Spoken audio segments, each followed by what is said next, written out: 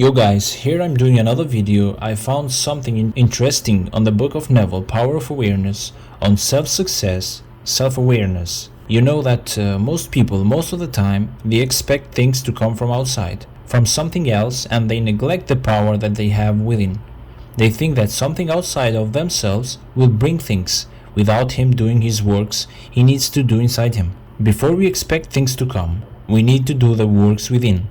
What comes from without can also be fixed or healed from within. Here we have this great discovery of cause reveals that, good or bad, man is actually the arbiter of his own fate, and that it is his concept of himself that determines the world in which he lives, and his concept of himself in his reactions to life.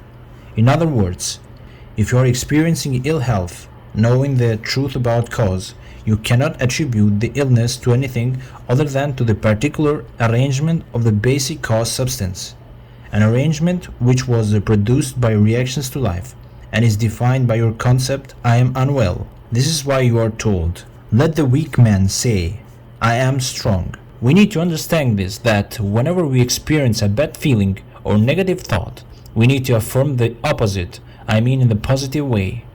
When we feel weak, we say I am strong, because whatever comes after I am is the state in which we dwell and manifest towards ourselves. When we feel unhealthy, we affirm I am healthy. When we feel poor, we affirm I am rich.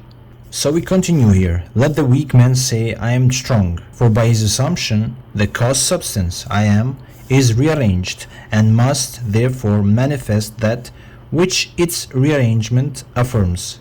This principle governs every aspect of your life, be it social, financial, intellectual, or spiritual. I am is the reality to which, whatever happens, we must turn for an explanation of the phenomena of life. It is I am's concept of itself that determines the form and scenery of its existence.